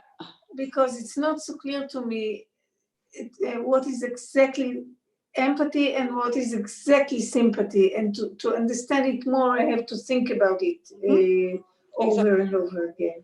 That's what it was meant for, that you kind of think about it, maybe you watch it again because it is very fast. And then you try to see your own reaction to the suffering of somebody else, whether it's sympathy or whether it's empathy. Yeah. Yes. Okay. Empathy is very balanced, and it can be out of balance. Like they talk about unbalanced empathy when you're too emotional, you're too much into it. Yeah. Then you need to take a step back.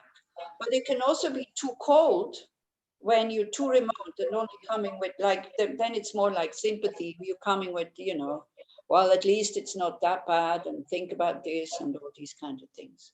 Yeah. It's okay to help people, and it's okay to give people advice if they want to be helped. But very often they just want to be listened to. Very, very often. But we always assume that we have to give them good advice, isn't it? Because maybe also because they, mirror neurons, so they wake up something in us when we see them suffering, or we can't bear the suffering. It's very difficult to go and visit people that we know that we can't help. Yeah, it needs courage, but it's very rewarding also. And actually, the same person, another occasion, she told me, well, look, I'm such a nuisance, I'm such a burden to the people. I said, no, you're not a burden to me. As long as you don't expect me to be able to help you, it's fine for me to be with you. Because then I was totally relaxed also to be with her.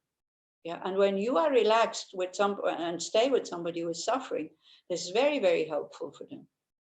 Because they can just be also. It's quite difficult to talk about this, because these are experiences that you made. Has anybody made such an experience, maybe? Leora is nodding. Yeah, of course, Leora is constantly doing these things. Yeah, so if you want to talk to her, then you can ask her. But it's so powerful, this whole thing, like just to be present and to be aware, again, when you are listening to somebody, listen to what they say. Don't think about what you're going to answer, because that's another thing we're doing. Yeah. Listen to what they say and check what's going on in your heart. You can do both at the same time if you are a bit trained. Yeah, it's very important. Have you seen, shall I write it down? Shall I send you the, anyway, you find it, it's Brené Brown. It's right, it's like this, Brené, because then we do the final reflection.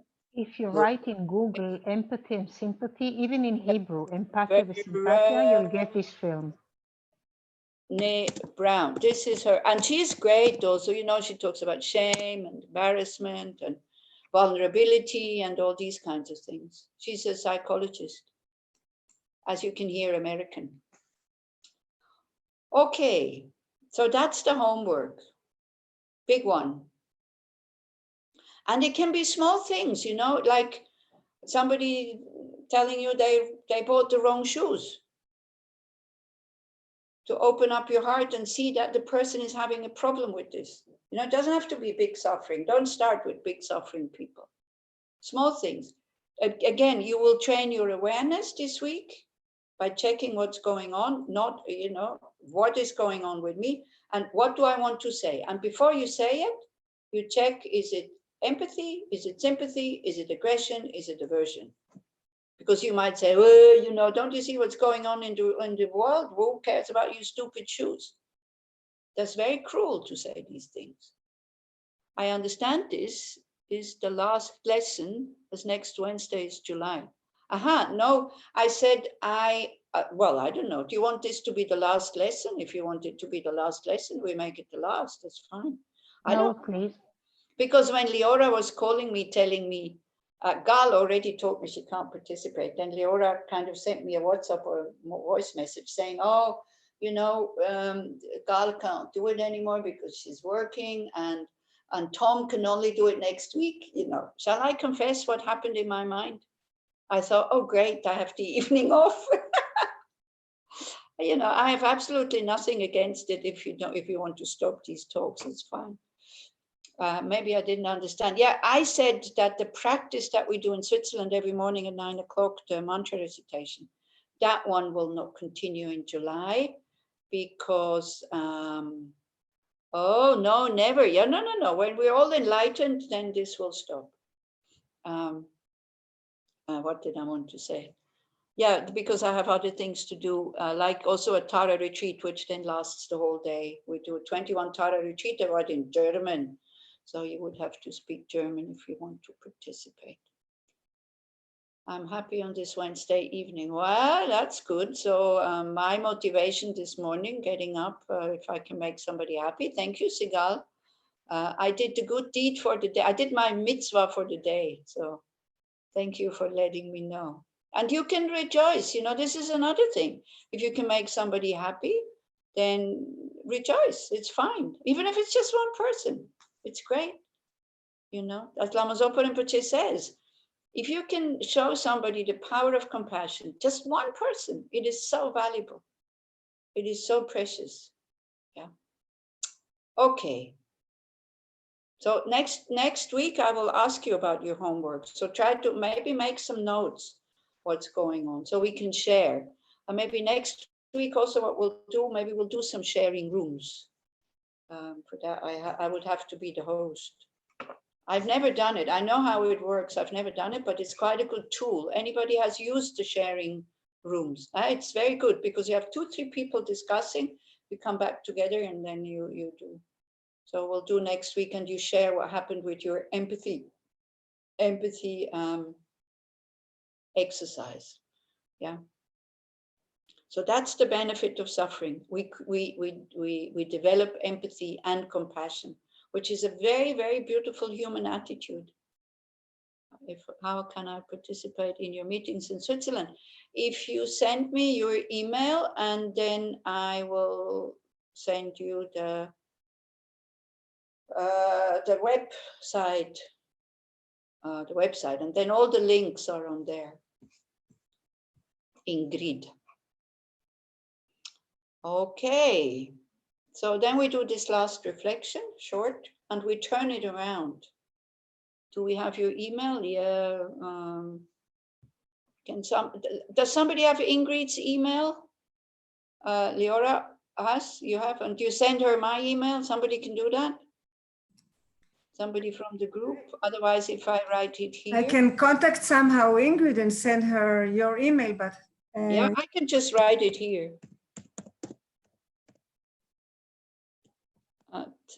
It's very simple. .com. Okay. So anybody can write me emails if you want, or if you have questions or comments. Okay. So Ingrid, I sent you mine, so I'm not going to write down yours. Okay. It's in the chat. Okay, good. So let's just sit for another few minutes, kind of happy that suffering can be useful. You know, it's not just no good. Suffering can be transformed because it has causes, that's for sure. Also, it doesn't mean, you know, and say it's useful. You're not going to look for it. Don't worry, it will come on its own constantly. If it's not our own suffering, then it's the suffering of our loved one or people who are downtrodden or whatever. And it doesn't also mean that you shouldn't do anything against it, like not going to the doctor or things like that. Here we're still like these first verses until this one is still, he's talking about like everyday suffering, that there's nothing we can really do to totally avoid it, that we should change our attitude. Okay, so now first you think about all the good things that you have, everything that makes you happy, your humor, your intelligence, Maybe your good looks, your family, your children. Oh, now the big one, your grandchildren. Oh, I can see big smiles on many faces there. So rejoice with the grandmas and the grandpas if you don't have grandchildren yet. Maybe you will never have. It's okay. One can be happy without grandchildren. I can guarantee you, because I don't have any and I'm too old to make some. Okay, so, but think about all the good things that you value and that, you know, can be worldly things, spiritual things, your practice, your patience.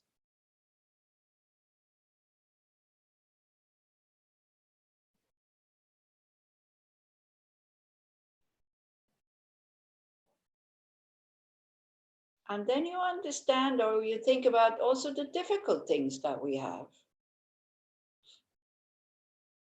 That whether we want or not, it will come.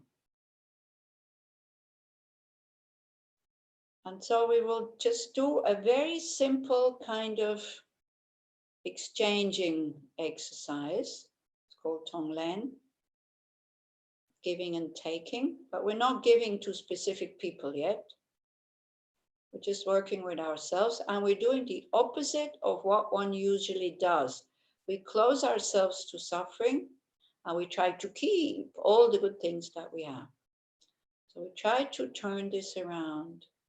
And as you're breathing in, you don't need to, if you know how to visualize with the black smoke and all this, you can do, but you don't need to do. As you're breathing in, you just think, I'm open to whatever wants to come, because there are things that I cannot avoid, but I will be open to them. As you breathe in, and you open up, you embrace them, you welcome them. Takes care of your fear and nourishes your courage. As you breathe out, you think you're giving away, or let's say giving away is a big word at the beginning. You're sharing all your happiness, all your good things. Again, not to specific people, that just whoever comes your way, this evening, tomorrow, next week. Just the attitude of wanting to share. Again, as you're breathing in, I'm open to whatever wants to come.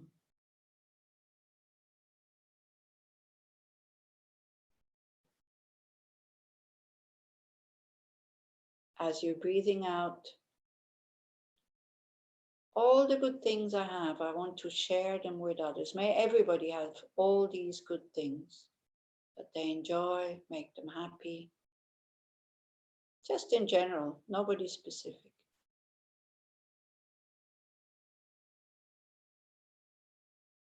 Since suffering has advantages, especially the smaller suffering, I will welcome it. I'm open to it as you breathe in. Not big things, okay? Things that you will encounter in your daily life that you find difficult. May they come. It won't kill me. I have survived until now. But when I'm open and I'm given more space, I see the benefit of it. It decreases my arrogance, increases my empathy, and especially for the Buddhists, it nourishes my renunciation. It helps my practice to get out of samsara.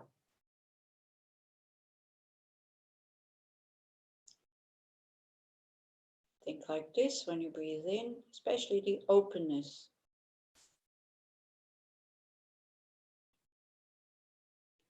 And when you breathe out,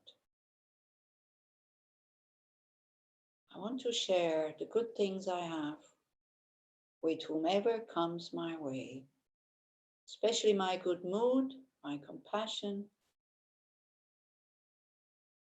my gentleness, my kindness, my friendliness.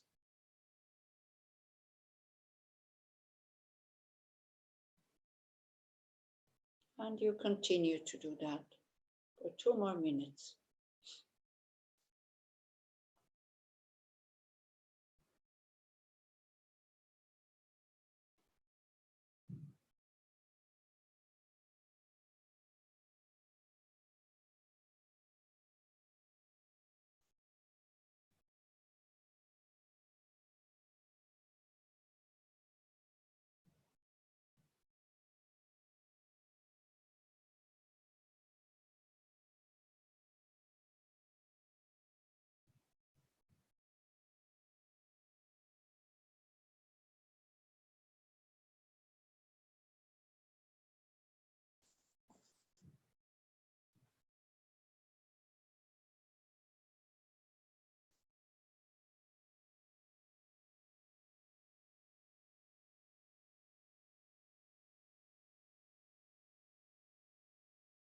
So as we breathe in for the last few times here this evening in this lesson here, we think about the benefits of it, the suffering.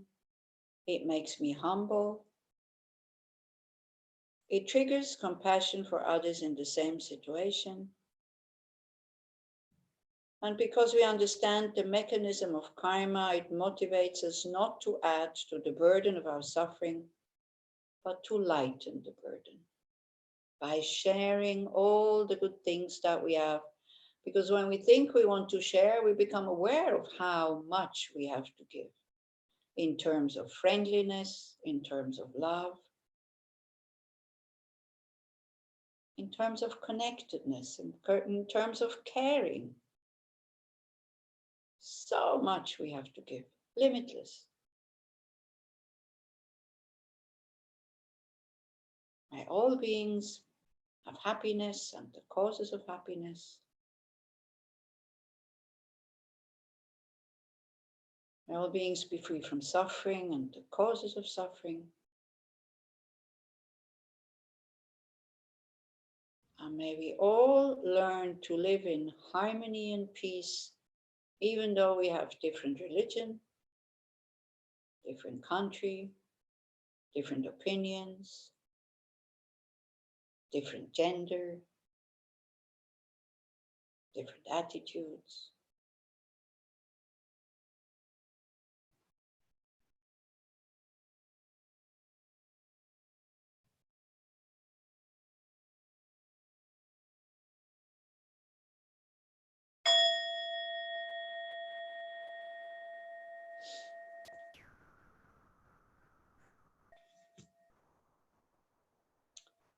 Okay. Thank you so much, Tal. Also, Tal, I don't know if you saw what Tal wrote. She wrote what she does to motivate herself. It was very nice also. You know, when you brush your teeth, you could think, I have a toothbrush. How amazing. You know, many people on this planet don't have a toothbrush. We don't value these little things. So this is what you can try out. So next time is, so the verses 22 to 33, they present the complexity of things, of situations. So then it will be about karma. So we'll talk a little bit about karma, and then soon after that comes a little bit emptiness. All right. Okay, thank you very much. Have a good week. And I'll be very curious to hear about your empathy exercises. Okay? Great. Take care. Bye-bye. You're venerable. Thank you. Bye. Bye-bye. Thank you. Bye.